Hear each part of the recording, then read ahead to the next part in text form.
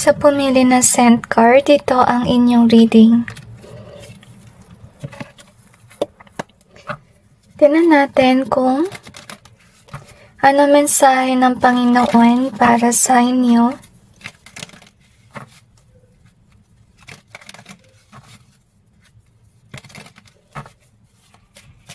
Actually, sa inyong reading, I kinda feel like uncomfortable energy. To be honest. And I feel like God is calling you on to pray for... I feel like pray for yourself whenever you feel uncomfortable and unwelcomed. Anyway, let's clarify. I feel na wala pa rin pinagbago sa inyong buhay. Parang ulit-ulit lang yung nangyayari.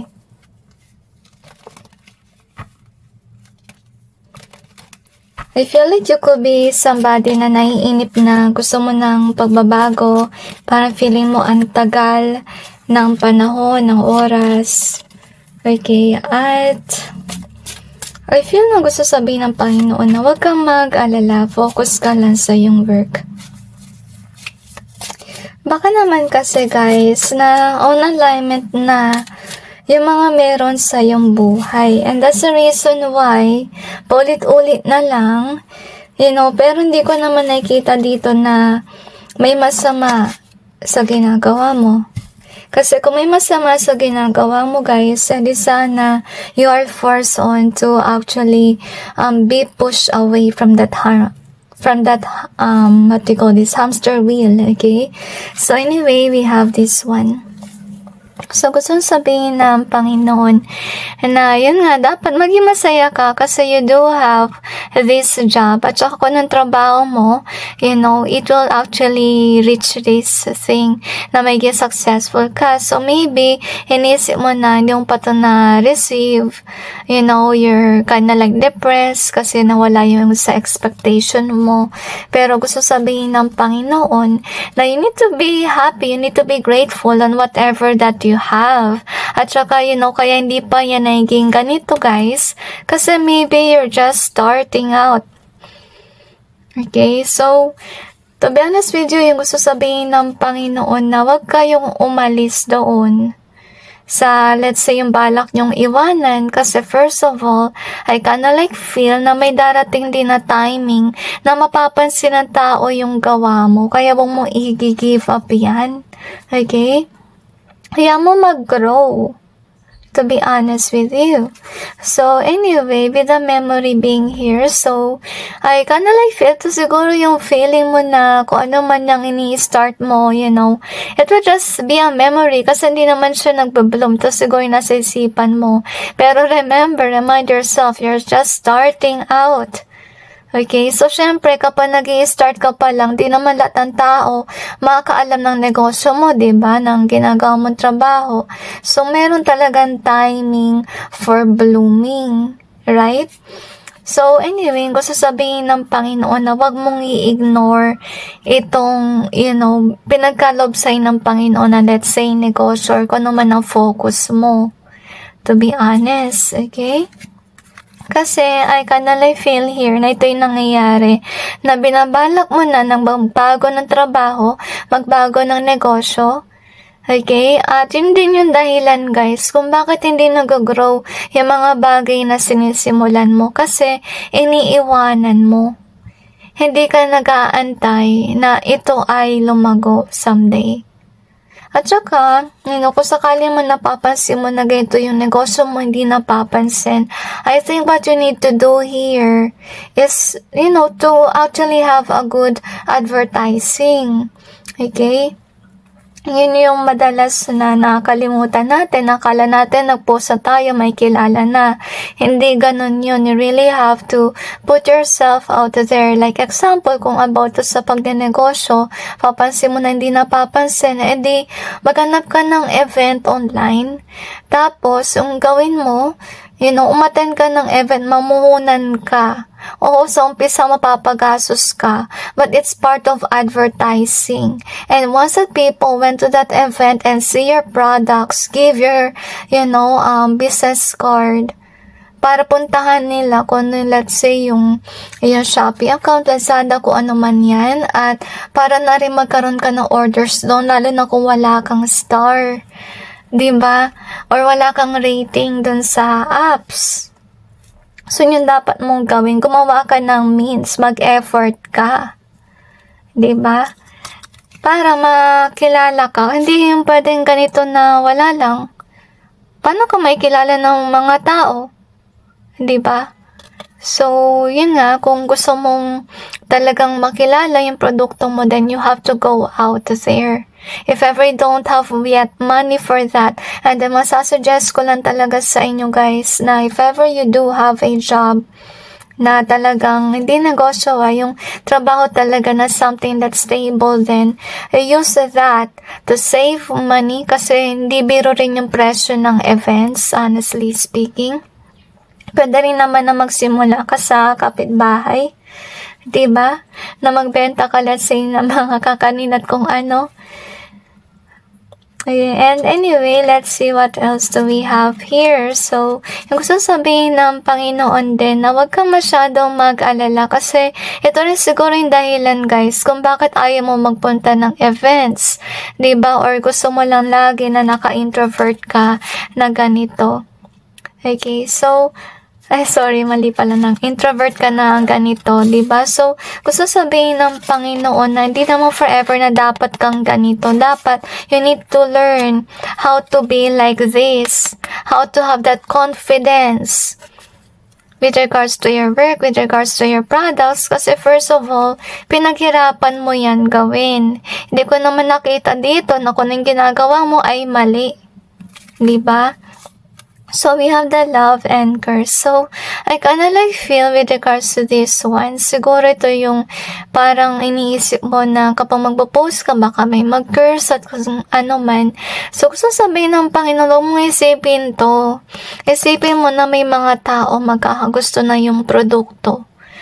Kung takot ka man sa mga curses, and then, what you need to do here is, just take a photo of a product na talagang pang sample product mo lang. Di ba may mga ganun na nilalabas sila mga produkto sa mga mall, sa papansin mo, may sample products.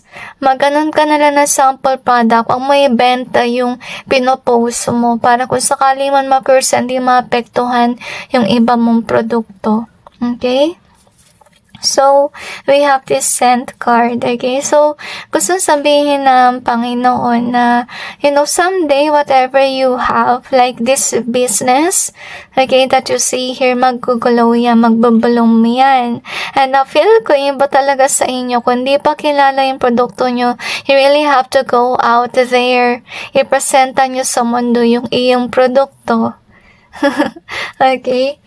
So, yeah, take courage to do that. At kung wala pa kayong pera for it, and then save money for that. So, anyway, let's see what else do we have here.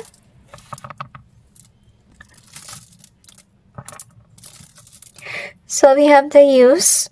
Kaya siguro naramdaman ko yung uncomfortable feeling kanina. Kasi maybe you're definitely uncomfortable maybe to present yourself out there na magbenta ka ng produkto. So, may kakahiya guys, okay?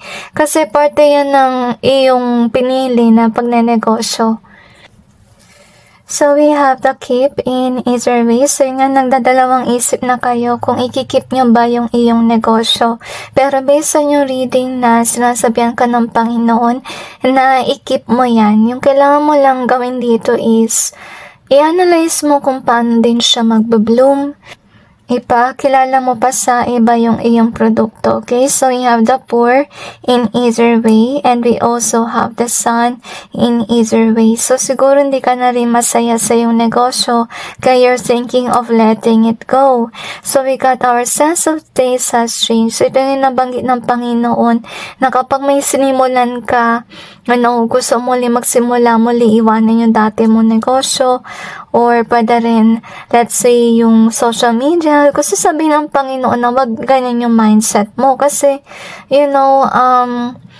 parang maraming nawawalang oras at panahon din. Yun ang dapat mong isipin. Ganun din sa pera, di ba? Lalo na sa negosyo. So, you have the addict in either way. We also have the care here. And we also have beautiful. So, gusto sabihin ng Panginoon na magkaroon ka ng confidence. Tulad nito, magkaroon ka ng confidence sa iyong produkto. Okay, as you can see here. And I'm kinda like feel like with the addict in either way. So I kinda like feel na you could be selling products na akala mo walang impact. Pero someday, I feel like people will definitely get addicted or talaga magugustuhan nila kasi makita nilang beautiful yung iyong products. Okay, so you have this one in either way. And we also have this. Okay, so you could be somebody that is waiting and waiting at nasasaktan ka kasi wala siguro nakakapansin ng binebenta mo. So, ang dapat mo talagang gawin guys is kulang talaga ng advertisement. Okay, yun yung kulang para makilala yung produkto mo. So, mag-exert ka ng effort na gumawa ka ng mga business card. Pwede ka naman mag-DIY ng business card kung wala ka pa talagang money for printing. Tapos, sa mga events, pwede naman siguro sa school events ka. Pwede ka naman siguro magbenta sa bahay mo muna. Magbenta ka sa kapitbahay mo. Start in simple ways kung wala ka pa talagang puhunan to, go to events. Okay? Pero napaka-importante talaga din to show your product out there. Napaka-importante yan.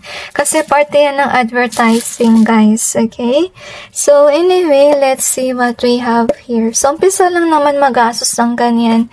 Pero kapag marami ka ng mga orders, hindi mo na kailangan pumunta ng events.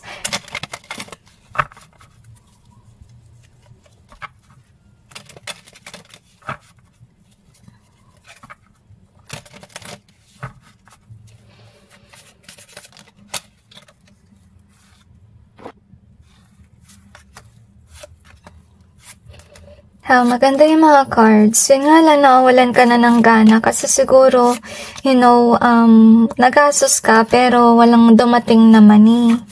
Okay? Kasi nga, kulang ng advertisement.